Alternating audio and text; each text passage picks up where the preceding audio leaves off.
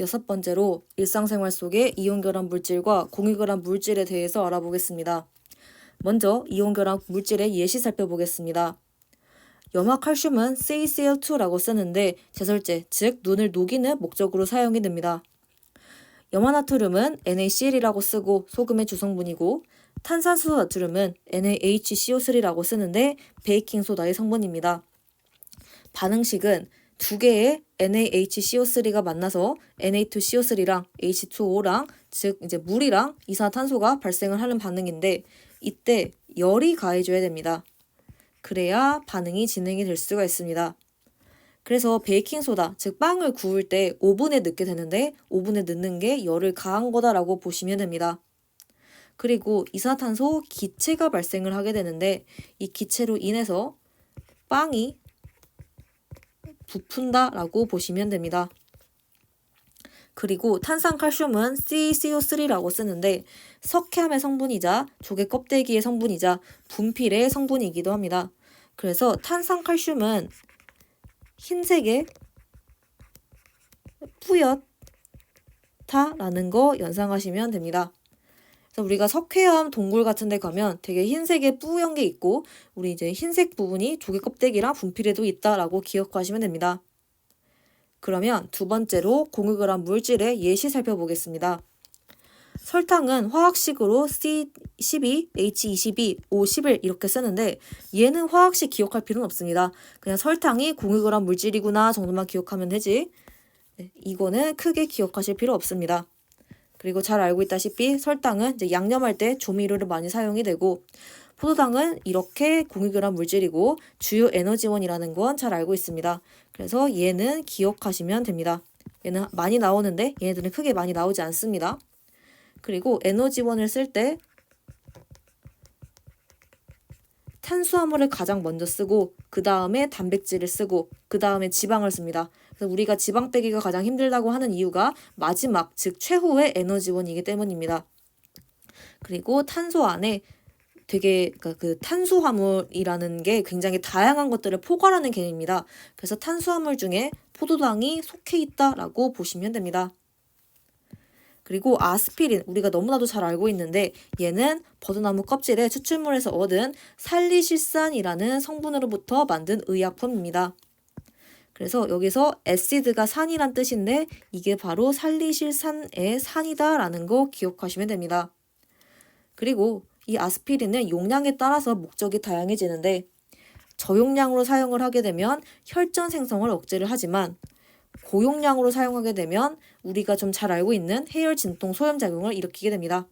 그래서 이제 이 부분 사진 갖고 왔으니까 참고사항으로 기억을 해주시면 됩니다. 얘네들이 고용량이고 이거는 해열 진통 소염, 얘네들이 저용량이고 얘는 혈전 생성을 억제하니까 심장에 보호 효과가 있다라고 보시면 됩니다.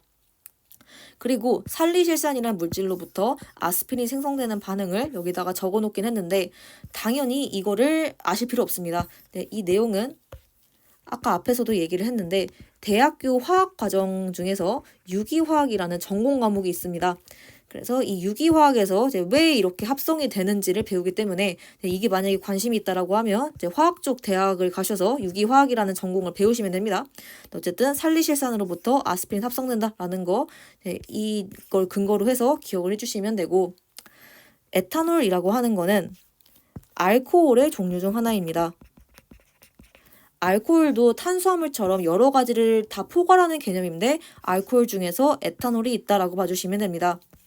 화학식은 이렇게 쓰고 OH를 따로 빼놓은 것을 봤을 때 얘는 화학식의 종류 중에서 시성식이구나 라는 걸 기억을 할 수가 있습니다. 그래서 이 부분이 알코올이에요 라는 걸 언급을 해줬다라고 봐주시면 됩니다. 에탄올은 술의 원료이고 소독용 알코올로 사용이 된다라고 봐주시면 됩니다. 네, 그리고 제가 아스피린 부분에서 조금 더 추가적으로 말씀을 드릴 부분이 있는데 버드나무 껍질이라고 하는 건 이제 천연에서 추출한 물질입니다. 그래서 이렇게 천연에서 추출한 물질들이 의약품으로 사용되는 경우가 굉장히 많습니다. 그래서 그 중에서 크게 한 2개 정도만 예시를 들어보고자 합니다. 먼저 중국, 즉 차이나에서 향신료로 사용하는 게 있는데 여러 가지를 쓰겠지만 팔각, 회향이라는 향신료가 있습니다. 이 팔각이 팔각형할 때 팔이라서 실제로 모양이 그 팔각형 모양입니다. 이 팔각회항이라는 물질을 이용을 해서 약물을 막 합성을 합니다. 그러면 바로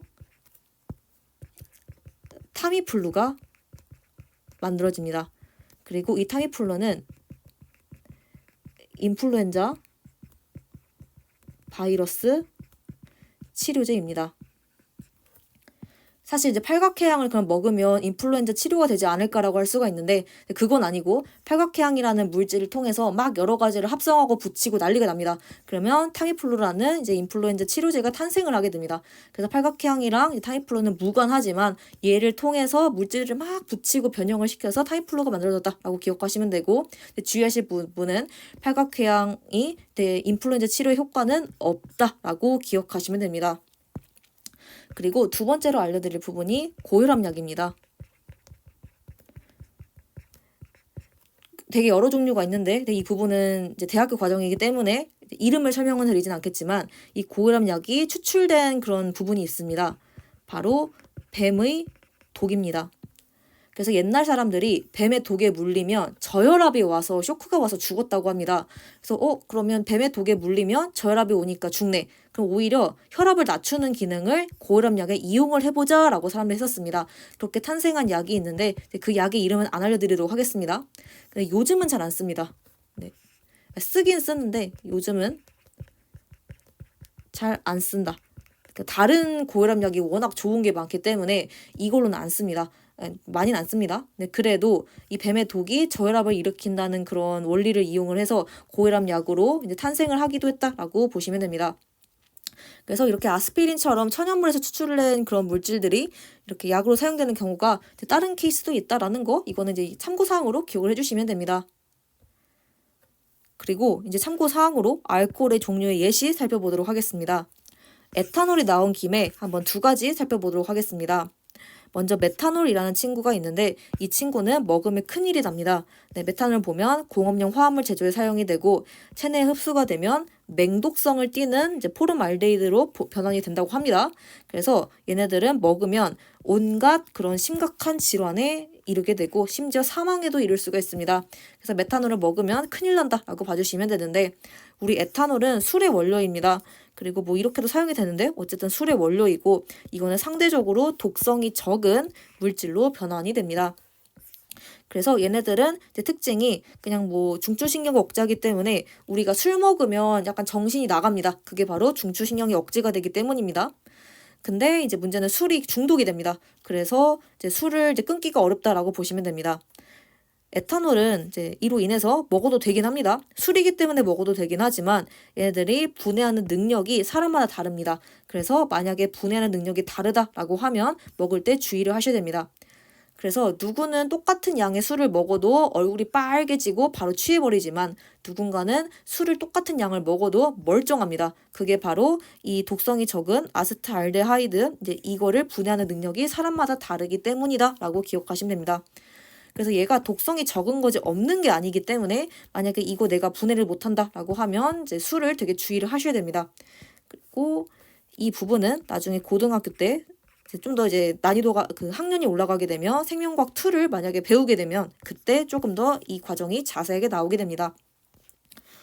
그리고 이렇게 메탄올과 에탄올 이렇게 OH 이렇게 표시하게 되는데 이게 바로 알코올을 의미하는 지표가 됩니다. 그래서 따로 이렇게 빼줬기 때문에 얘가 시성식이다. 그래서 OH가 있으면 알코올이네 라고 우리가 빠르게 캐치할 수 있다라고 봐주시면 됩니다. 그럼 이렇게 해서 6번째 파트 마무리하도록 하겠습니다.